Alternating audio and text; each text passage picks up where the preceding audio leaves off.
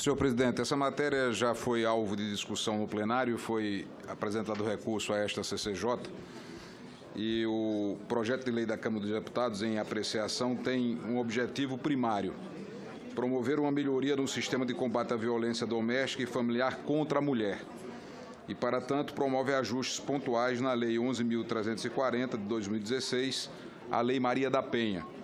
De um lado, reforça princípios e garantias inalienáveis à mulher em situação de violência doméstica, como o direito de ser preferencialmente atendida por agentes públicos de sexo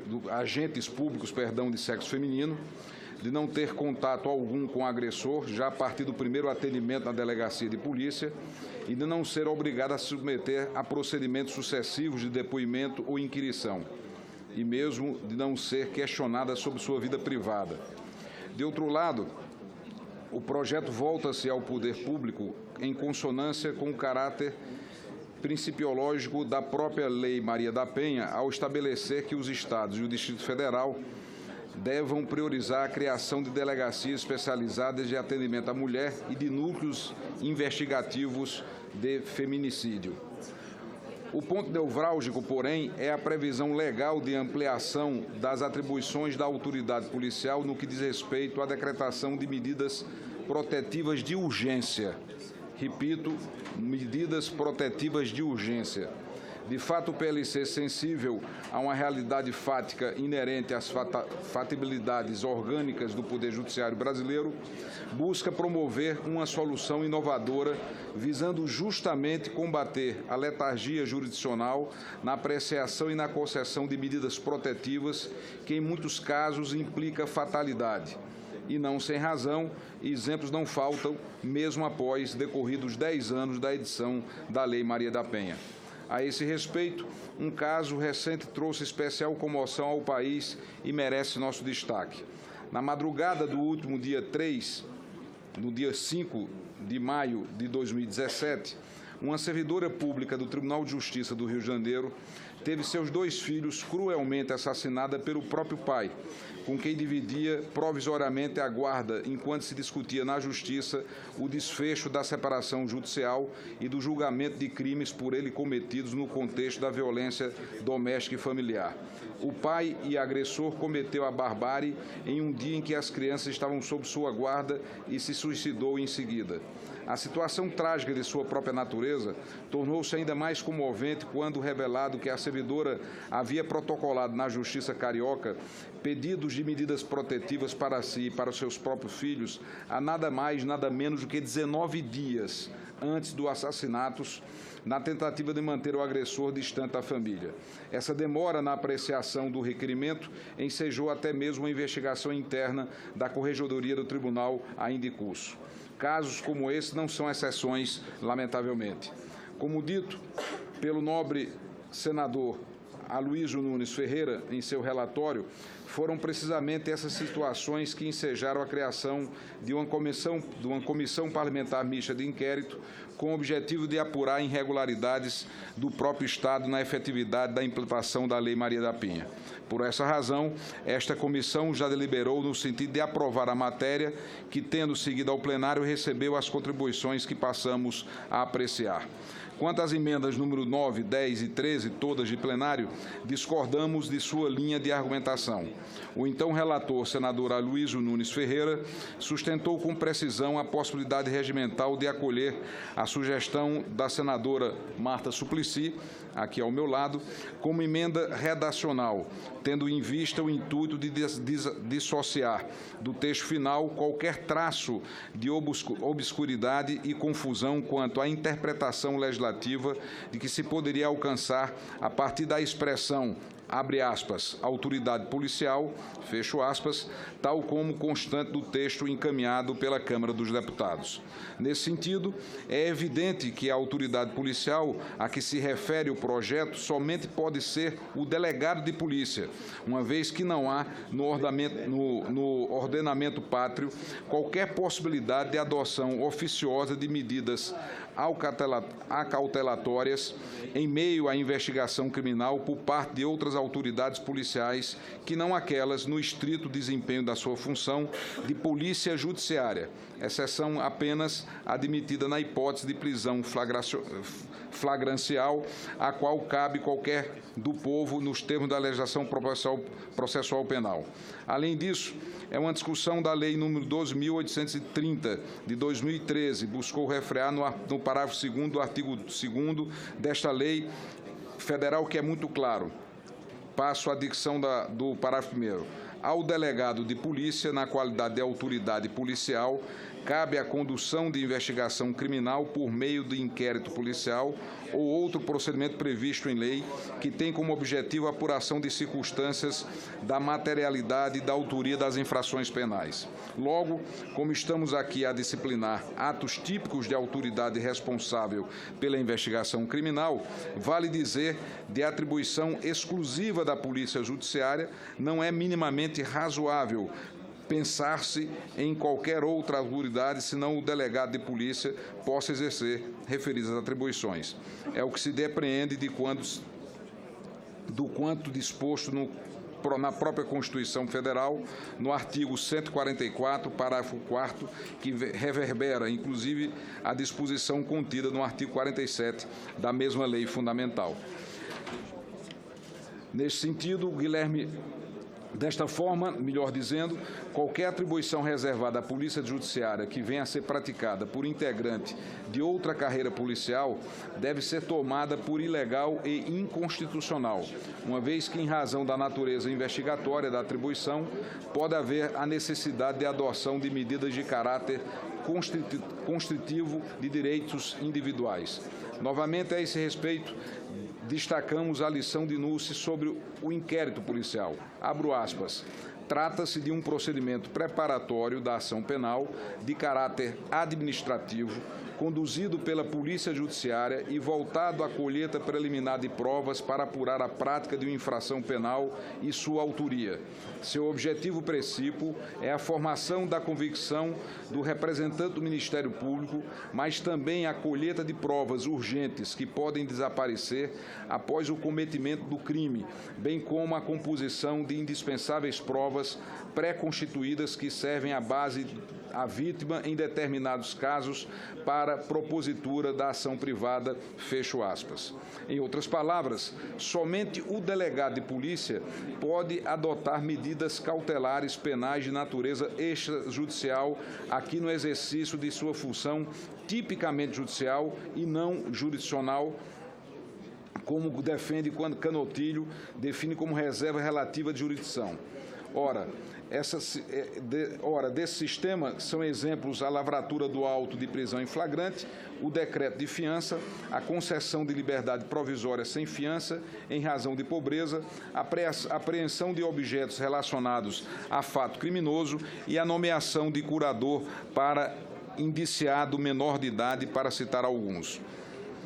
Dito isto, claro que esta emenda proposta pelo então relator, senador Aloysio Nunes Ferreira, tem natureza meramente redacional e vem justamente para criar distinção necessária ao texto consagrado na Lei Maria da Penha e que se vale em sua inteireza de referências normativas à autoridade policial. Portanto, no âmbito deste PLC, ostentar a figura do delegado de polícia como destinatário de prorrogação de competências legais é medida que se impõe a fim de afastar dúvidas e obscuridades. A esse respeito, a norma pode conviver claramente com duas nomenclaturas, cada qual ao desempenho de seu papel legalmente estabelecido. Rejeitamos, assim, as emendas em referência. No tocante às emendas número 12, 14 e 17, temos que não podemos nos distanciar do qual já decidido anteriormente por esta CCJ, que não acolheu proposta de idêntico ou similar teor quando a apreciação da matéria anteriormente.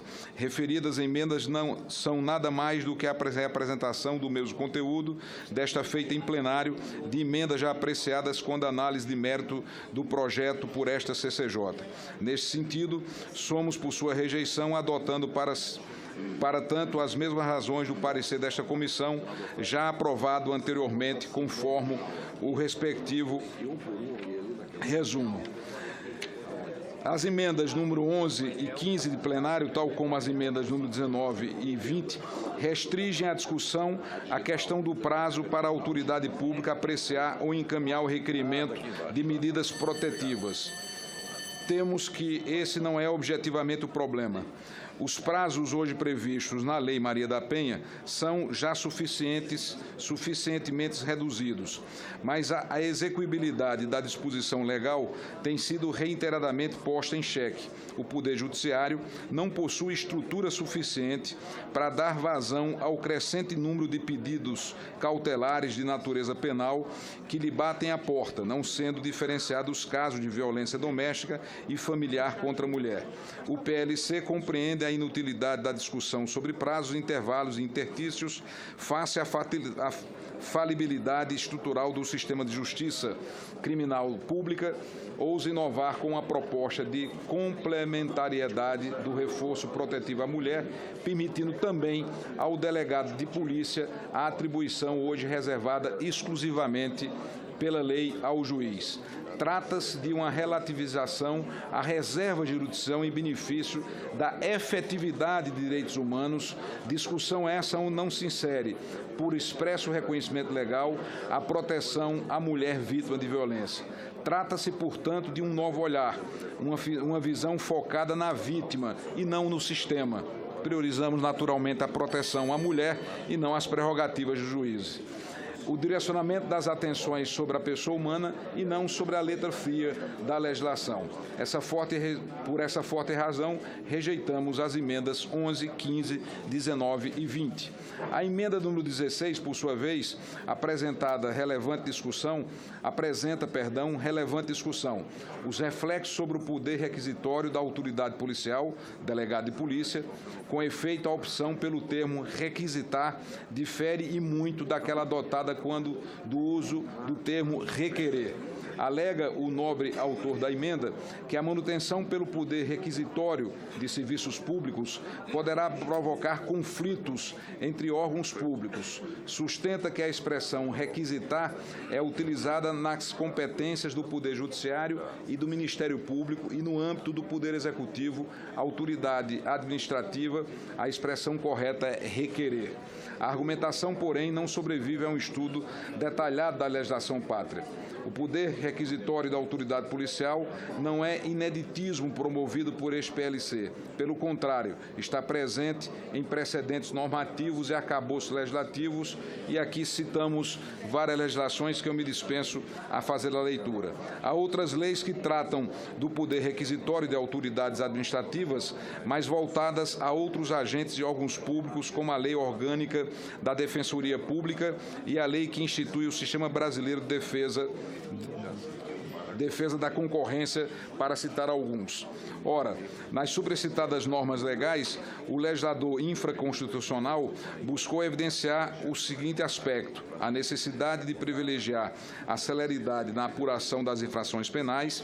Nesse sentido, o poder requisitório constitucional constitui ferramenta de maior relevância para a consecução do ideal da justiça, na medida em que o primeiro e mais relevante momento da persecução penal é justamente a investigação policial.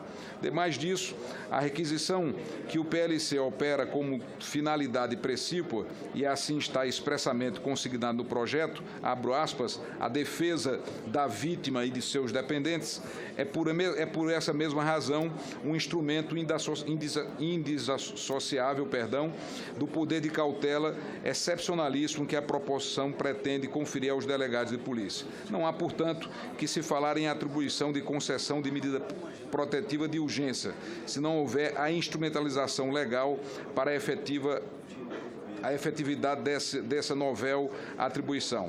Ora, as medidas cautelares penais previstas no CPP têm por expressa determinação legal o foco da preservação do resultado do processo, ao passo em que medidas protetivas de urgência previstas na Lei Maria da Penha voltam-se a proteção de direitos fundamentais da vítima, de seus familiares e do seu patrimônio. Sua natureza jurídica confunde-se com o seu objetivo, não pretendendo servir de instrumento à produção ou preservação de provas, mas sim a proteção da integridade física e psicológica da mulher e seus familiares em situação de violência doméstica e familiar. Demais disso, não há aqui qualquer traço de discussão acerca de subordinação entre órgãos e serviços públicos, mas sim de efetividade do sistema de justiça pública. Portanto, qualquer dialética acerca do alcance do poder requisitório do delegado de polícia nada mais é do que uma discussão acerca da própria efetividade da justiça criminal. Portanto, somos contrários à emenda 16. Chegando ao final, a emenda 18 teve desfecho já deliberado por esta comissão quando da apreciação da proposta similar em fase anterior ao processo legislativo. Somos, portanto, por sua rejeição. Senhor presidente, é este o relatório com a análise da proposta que já havia chegado ao plenário, onde apenas se protege a mulher com medidas preventivas e cautelares que possam ser designadas pelos delegados de polícia, dada a urgência que as situações exigem. Portanto, rogo à comissão que aprove o parecer. Em discussão a matéria, não havendo que queira discuti-la, vou encerrar esta fase. Em votação, relatório. Os senhores senadores que aprovam queiram permanecer como se contam.